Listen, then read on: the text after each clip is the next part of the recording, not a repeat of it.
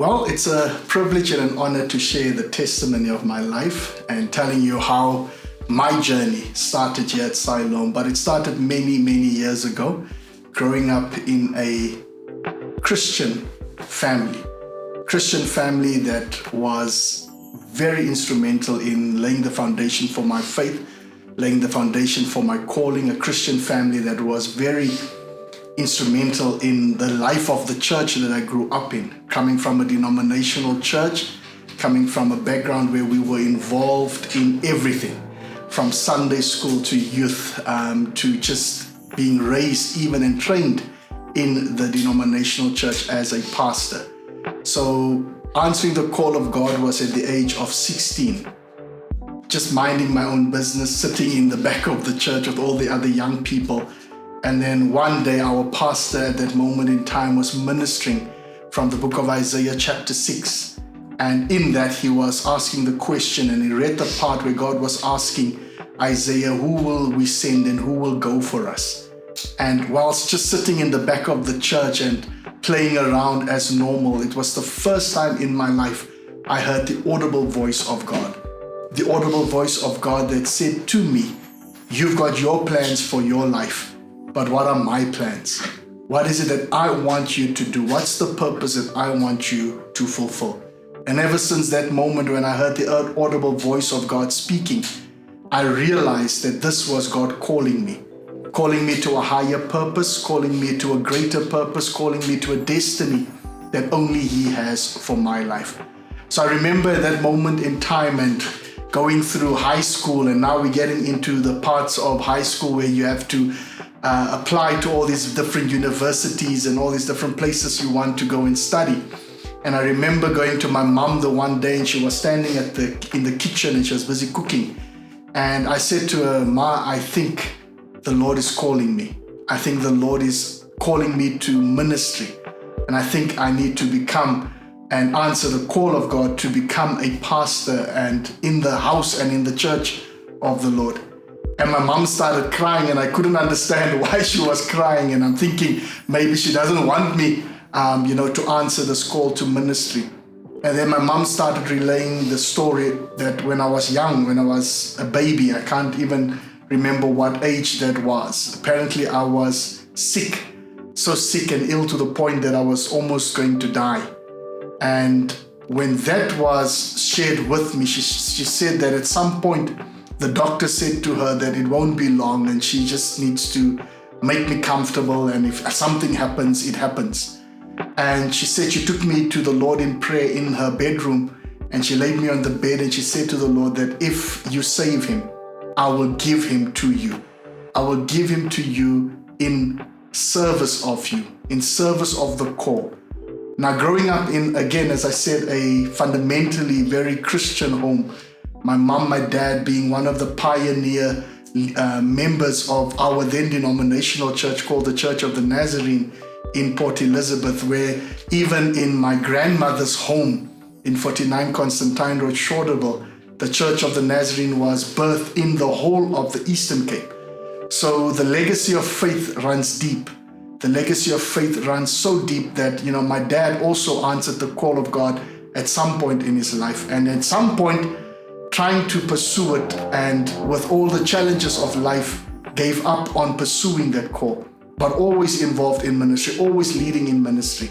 And knowing that I knew that at that point in my life, at the age of 16 or 17, when my mom shared the story, and when my dad got to know of it, I've heard my dad many times in church say that, it's his desire that his children would serve the Lord. It's his desire that one of his sons would say yes to the call of God. So at the age of 18, going through matric, answering the call of God at that point in time, answering the call by saying I'm going to go and study theology and go to the denominational seminary that I was part of. At the age of 19, I entered seminary. At the age of 21, turning 22, I left seminary. And being a young man called of God, being a young man trained in the church, you think at that moment you've got everything that you need, and you've got your education, and everything will just open for you and the doors will open for you. But at that season of my life, the doors did not open the manner I wanted to. And then in 2002, being at home, I got a call to come and help one of our churches here in Johannesburg, and I left home again. First left home when I was 18, turning 19, spent 4 years away from home. Then again, at that point in time, turning 22, I left home and I came to pastor and to be an assistant pastor to one of our pastors in our denominational church. And being part of that church for 3-4 years, being part of it and running it and being just a minister of the gospel, a lot of hard moments, a lot of difficult moments, a lot of moments where you question whether your calling is true, whether you question, whether you heard correctly from the Lord. And coming out of that season in time and being failed by what I would term at that moment in time, the failure of the church to recognize the giftings and the callings and the ministry of my life, being hurt in the ministry at that young age, I decided to leave the church and go and work in the corporate environment. And that's where I went. And I went and I worked in the corporate environment for about 8 years. In that time of serving in church, I met my wife, I met Janine, and to actually practically say, literally say, she met me in church. She met me preaching in church. And being a good pastor, I went home and I did some home visitation. Went there the Sunday afternoon. She wasn't at home. And then I went back in the same week to go and visit again. And the rest, as they say, is history. And in 2004, we were just missing going to one of our the church that we were in at that moment in time, the transition period, moving out of the denominational church. And we were late for church, and we said, we'll come and see what's happening at the tent here. And walking into the tent in 2004, seeing the difference of environment and seeing the difference of preaching and teaching that I was used to. That day, Bishop was preaching. He wasn't Bishop yet. That would only happen in 2007 when he was elevated and consecrated to the bishopric. But just hearing Reverend Lazarus preach from Genesis chapter 12 and speaking on the faith of Abraham, speaking on when God calls Abraham out of his father's house, from his father's country, from amongst his family, to follow the faith and the call that God was putting on his life and placing on him, and asking him to just leave and just follow and just be obedient by faith. And that spoke to me. We would come back a number of times. We would come back and be part of the services, but we would never intentionally get involved here at Siloam until 2005, and until the building opened and we came back. And it was a Tuesday evening. And whilst the Tuesday evening service was on, I just felt the pull, and we had the conversation at home. And I said, let me go and see if I can speak to the pastor. Now, I thought I would never get to meet the pastor at that moment in time. And it was Pastor Reynold that I met first. And that night, Pastor Reynold gave me a prophetic word. And the prophetic word still rings true in my ears. And that word was, you are at the right place at the right time. And I didn't understand what that meant. Coming from a church where we didn't prophesy, coming from a church where, the gifts of the Spirit was not necessarily developed in you as a leader and as a pastor, I didn't understand what that meant. But now looking back to it, it was the right time, it was the right place, it was the right season. Because then I got to meet Reverend Lazarus, and from there, again, as they would say, the rest is history. Bishop married us in 2005. We were young in church. Pastor Len, Dr. Vernie, Pastor Nino, Pastor Sally, Pastor Vijay, and all these great leaders of the ministry embraced us, loved on us, and every year, Bishop would ask me at the beginning of the year, so when are you going to come full-time? When are you going to join the ministry? And I said, and I was happy in my work, I was happy in my career, and I said, no, that's not for me. I've done that. I got hurt. I know how churches treat people, so I don't want to do that. Then in 2011, in October of 2011, I suffered a heart attack, and at the age of 31. And the difficulty of that season in time was that I remember lying in hospital, and the night that it happened, the only thing I could remember was telling Janine, I mean, it's 2011, so we were basically married for 5-6 years. Joel was just about to turn 2 at that moment in time, and I'm lying on that bed, and I'm saying to the Lord in the back of my head, my wife is too young, my daughter is too young. And I remember Belinda was standing, my sister-in-law was standing at the bedside as well.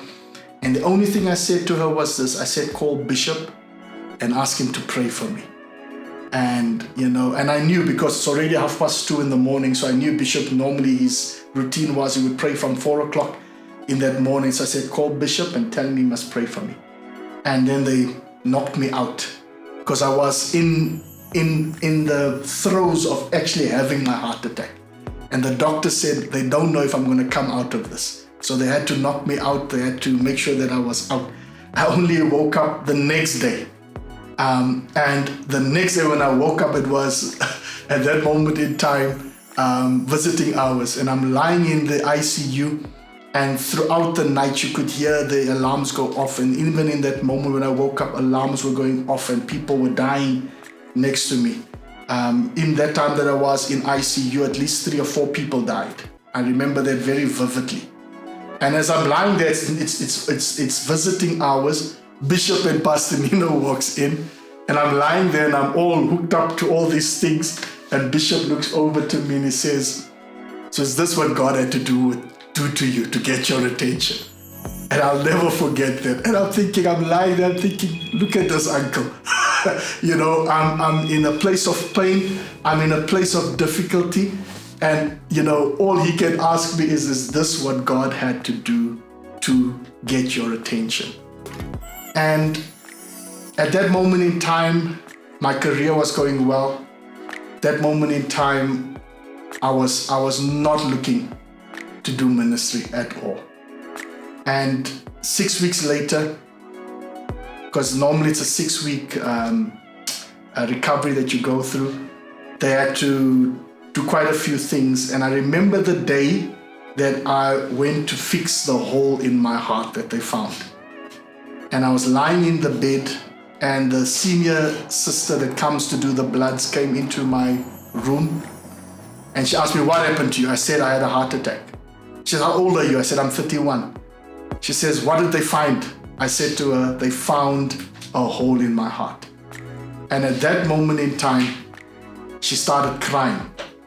And I'm wondering, why is this auntie crying? She doesn't know me, so why should she be crying? And then she shared with me that the exact same thing that I had growing up, her daughter just dropped dead at the age of 14. And I was not meant to make it out of my teenage years with that deficiency or that defect of the heart. The doctors, many of them said to me, you were not meant to make it out. How are you still alive? And I just said to them, it's only but by the grace of God. 3 months later, I had a conversation with Janine, and I said to her, I think the Lord is calling me. And she said this to me. She said, I found you in church. I found you preaching. And she said, so I will not fight with God. So went to Bishop, said to Bishop, I think the Lord is calling me. And if there's place for me here at Siloam, I would love to commit my calling to Siloam, to submit my calling to Him.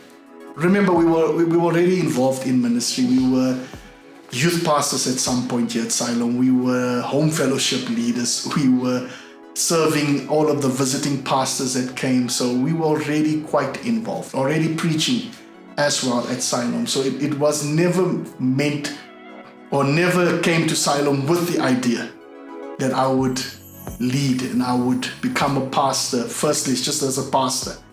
And then a few years later, being tapped to lead, to carry on the vision, to carry on the legacy of faith that Bishop Lazarus and Mom Neela deposited in us. And to have been given that opportunity, to have been given that great task, that great responsibility, is one that sobers you up. It's one that gives you a grounding in life to say that, you know what, you are trusted. You are trusted not just with the faith of others, but you are trusted with the legacy. You are trusted with vision. You are trusted with the eternity of God's people. And sitting here and reflecting on all of that, being tapped to do it. In 2023, we were ordained properly and given over in terms of leading the ministry. And God is a good God.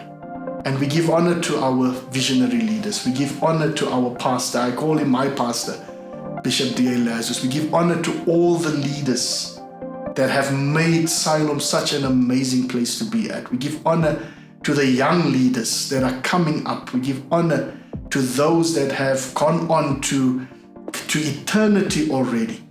There's so many saints. I stand there on a Sunday morning on the pulpit, and in my mind's eye, I can see the many saints that have gone on to be with the Lord. We give honor to them. We give honor to everybody that makes this church their home and that have accepted us as their pastors.